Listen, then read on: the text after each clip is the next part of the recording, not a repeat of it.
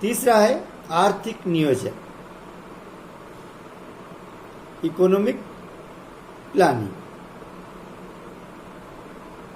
ये लोक प्रशासन का मुख्य दायित्व है कि वो पंचवर्षीय योजना, त्रिवर्षीय योजना, एक वर्षीय योजना के आधार पर किसानों, श्रमिकों, मजदूरों, उद्योगों, इन सबके विकास के लिए योजनाएं बनाए, नियोजन करे, ताकि देश निरंतर प्रगति के पथ पर आगे बढ़ सके।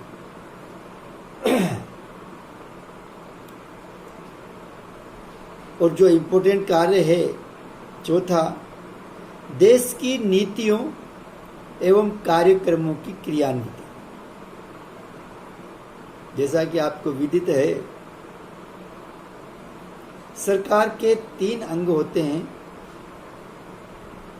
व्यवस्थापिका, कार्यपालिका और न्यायपालिका।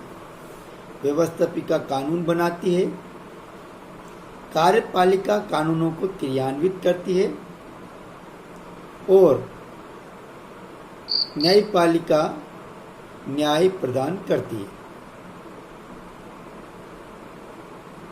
प्रशासन का कार्य है कि वो मौजूदा कानून को क्रियान्वित करे,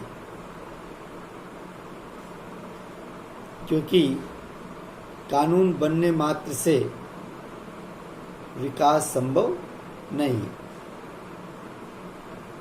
विकास एवं कल्याण मानव का तब संभव है जब लोक प्रशासन उन नीतियों, कानूनों और विधियों को लागू करे। एक और इम्पोर्टेंस है लोक प्रशासन की समाज सुधार एवं परिवर्तन का मुख्य तंत्र। प्रशासन के द्वारा समाज में सुधार लाने के लिए कई सारे कानून, कई सारे प्रावधान किए जाते हैं। उनको जागरूक किया जाता है सफाई के प्रति, पानी के प्रति, बिजली के प्रति। गलत कार्य ना करे इसके प्रति नशा मुक्ति प्रोग्राम चलाए जाते हैं। अर्थात परिवर्तन का मुख्य केंद्र है। इस संदर्भ में अभी लेटेस्ट में 1960 में राजस्थान मृत्यु भोज अधिनियम में क्रांतिकारी परिवर्तन कर दिए गए। अब मृत्यु भोज करने वाला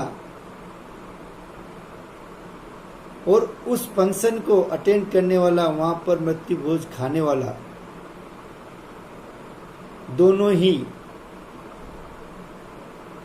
कानून की नजर में गुनहगार है। सामाजिक परिवर्तन, कई सारी कुप्रथाओं को रोकना, ये सारी जिम्मेदारी लोक प्रशासन पर आ जाती है। नेक्स्ट है विकासवादी और कल्याणकारी स्वरूप। वर्तमान में राज्य का स्वरूप विकासकारी एवं कल्याणकारी हो गया है। राज्य का मुख्य उद्देश्य है कि मानव का सर्वांगीण विकास हो और इसके लिए वो निरंतर विकास की योजनाएं बनाता है, उनको क्रियान्वित करता है। 7वां है औद्योगिक क्रांति और लोक प्रशासन। लोक प्रशासन का इस संदर्भ में भी काफी महत्वपूर्ण योगदान रहता है कि उद्योगों के विकास के लिए लोक प्रशासन निरंतर कार्य करता है, नीतियां बनाता है, क्रियान्वित करता है और सामाजिक सेवाएं प्रदान करना ये भी मुख्य कार्य है, जैसे स्वास्थ्य, शिक्षा, सफाई, पानी, बिजली, परिवहन, दूरसंचार इत्यादि सेवाएं जो आज की मिनिमम आवश्यकताएं हो गई है, उनकी पूर्ति करने की जिम्मेदारी भी प्रशासन पर है। एक और महत्वपूर्ण लोक प्रशासन का माना जाता है जनता से निकटता एवं घनिष्ठता। आए दिन आम नागरिक का जो कार्य पड़ता है वो प्रशासन से पड़ता है, चाहे वो कलेक्टर हो, पुलिस अधिकारी हो, शिक्षक हो, चिकित्सक हो, इंजीनियर हो, डॉक्टर हो, इनसे तहसीलदार हो, पटवारी हो, प्रधान हो, जिला प्रमुख हो, सांसद, विधायक, इनके